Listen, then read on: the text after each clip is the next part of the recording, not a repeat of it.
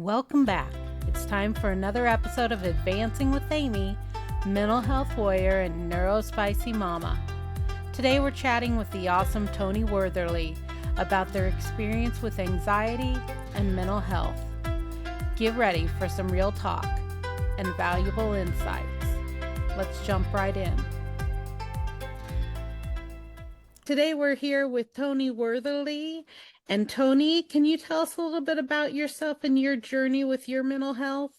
Absolutely. My name is Toni Wortherly. I am an educator. I'm a singer-songwriter, worship leader, and author. I have dealt with anxiety for my entire life.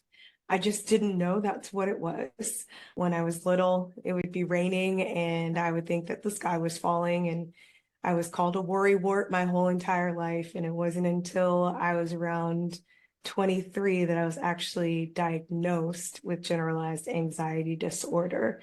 And through therapy, it kind of put everything into perspective. And so that was half my life ago. And this second half of my life has been navigating how to deal with the anxiety that I have. Right. Does it help to know what it is at least? It does, because growing up, I just honestly thought something was just really, really wrong with me that I would never be able to change or deal with or navigate. I was having panic attacks, didn't know what that was until even after I was diagnosed, didn't know what a panic attack was, even though I was having them. I thought I was having like little mini heart attacks.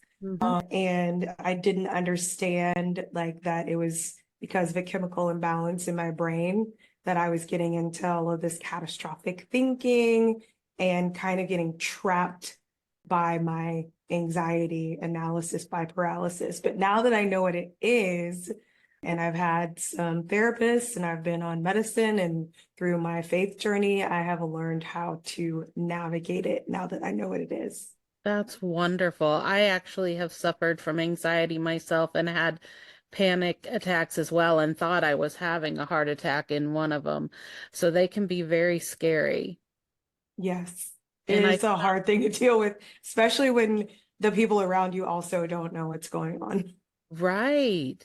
And I found out the medication that I tried for anxiety for a long time would just knock me out, put me to sleep. A lot of the ones they give for PRN for just that moment that you need them, and I couldn't work on them or do anything on them. Luckily, that's gotten better, but have you experienced any of that? Yeah, so the first medication that I was on Zoloft, and that was right when I got diagnosed. So I was on Zoloft. We had to figure out the right dosage, and you're right. Any kind of medicine, like I can take Tylenol and fall asleep. So like I'm just prone to falling asleep if I take any kind of medicine. So especially when it's that type of medicine, it did make me very drowsy, but it did also help me to concentrate, and it gave me more clarity. And I really enjoyed that feeling of being more clear, but I also felt like it dulled my personality. So it Oh, was like there were all kinds of competing interests going on with medicine. And I do believe in taking medication when you need it. I have been working the last, let's see, what is this, 2024? I've been working the last 10 years to not have to go on medication again. So finding other ways to deal with my anxiety, because when you go on and off, eventually you just have to go on and stay on.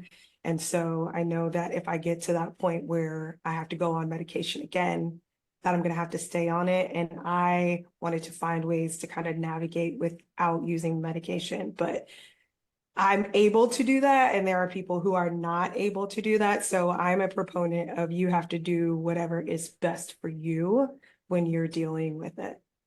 I agree. I actually, when they first diagnosed me bipolar, I was in my early 30s and they put me on medication, and I was would you say lyricist? I wrote lyrics, and I haven't written them in years because the medication just blocks that creativity for me. And I know you're a songwriter. Did you Mhm. experience that? Well, when I was back when I was on medication the first time, I was more, because I was in law school. So I was like fully focused on, before I became an educator, I was an attorney. So I was fully focused on getting through law school and passing the bar Right. and and I needed to have the level of concentration that I got from not having all of the anxiety from being on the Right. medication. So like that, I didn't even notice it affecting my creativity then. But like in the times since then that I've had to go back on medication, it has been like kind of emergency situations, not necessarily like, regular lifestyle happenings. Like I went off before I took the bar and then I had to go back on when I was preparing for the bar because that was a very anxiety inducing time. Yeah. Preparing for the bar exam and waiting for bar exam results and all of that. And then about 10 years ago, my family suffered a huge tragedy when my baby nephew was born and then immediately passed away. So in dealing with that grief. And then I still had some unresolved grief from my grandmother passing away a few years before that. Like my anxiety just completely took over. And Oh, so in that instance, I was on two medications. One was more for like emergent situations, and then back on the Zoloft to kind of even me out. And I didn't, and thinking about it now, I did actually do a lot of writing back then. So that's actually when I got more seriously back into writing was during that season. And then I started going to more songwriting conferences, and collaboration has really become key for me, and actually working with others because I did a lot of stuff myself. So that might, it might work if you like collaborate with other people. That might be a right. thing that, that kind of gets those juices flowing. Because I know for me, I'm an introvert, so I liked kind of doing things on my own, but being able to like co-write and collaborate with people, that has brought out a whole new world of creativity for me. Oh, definitely. And I'm curious, the songs that you write, are they faith-based or just anything or? So the songs that I've released are faith-based. They are based on my faith in Christianity. But they are also all written, the songs that I've released, from a place of some sort of mental health issue. Um, they're all dealing with mental health crises that I've gone through. My most popular song is called Don't You Worry. So very obviously what that's about. That's about my anxiety.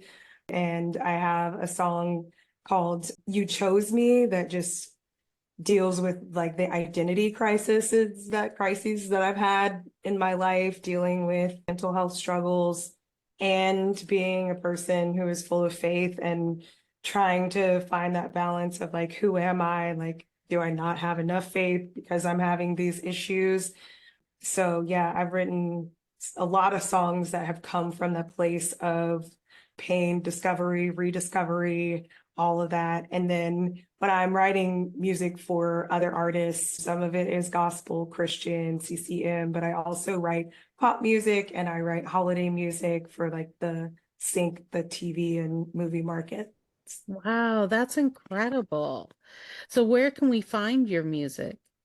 So my music is under my artist name is Toni LaShawn. That's my first and middle names. I'm on Spotify, Apple Music, Pandora, Amazon Music, basically anywhere where you listen to music, I'm on there as Toni LaShawn.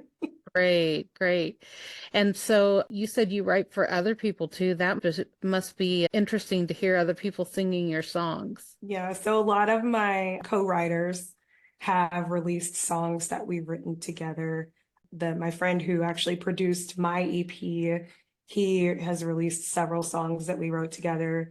And it's really interesting to get in a room with an artist or producer and to write a song with them and then hear their interpretation of that song. So Oh, it's a lot of fun. yeah, I was going to say, I bet that's fun. Yeah. Yeah.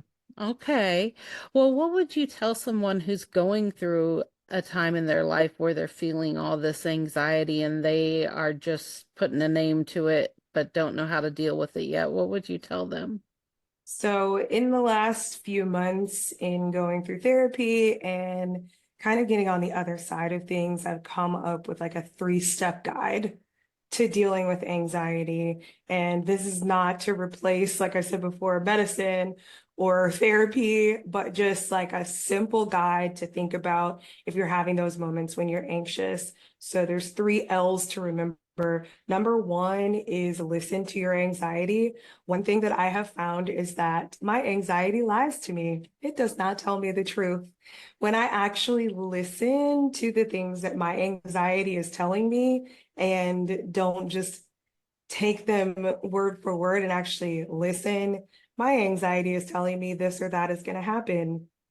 The beautiful thing about my anxiety, which I often call my broke best friend, is she lies a lot. There has not been one occasion where my anxiety and the things that I have rabbit holed that are going to happen, there's not one occasion where those things have actually come true. Yeah. So I think a lot of times, we hear our anxious thoughts and we just take them word for word, and then we kind of live with that anxiety, but really break down what that anxiety is actually telling you and what are the chances that that is actually going to happen. And even if there is a chance that it's going to happen, are there things that you can do to prevent that from happening? The second step would be to learn from your anxiety. Okay, what is it that actually triggered that thought? Because we don't sit back and take the time to notice what is making us anxious in the moment, then we can't really ever get over that hump. So, what is it that's triggering that? What is the why behind that anxiety? And then the third thing is to limit your anxiety. A lot of anxiety, I mean, usually your anxious thoughts are not positive. They're usually very, very negative. And one of the ways to limit that is to flip things around. Instead of thinking like, oh, this is the worst thing that's going to happen. And if this happens, then that'll happen and that'll happen. Think about what's the best thing that can happen in this situation. One of my things that I dread is when somebody says we need to talk, or like I need to talk to you later. I'm like, no, you tell me now. Like, I don't tell me you need to talk to me later, because between now and later, I am going to think of all of the most terrible things that you could possibly want to say to me later. But Yep. when in limiting your anxiety, instead you think, okay, what are some good things that could come out of this conversation? Okay, what are some good things that can come down the line from this instead of bad things? And then just gratitude is also an anxiety limiter.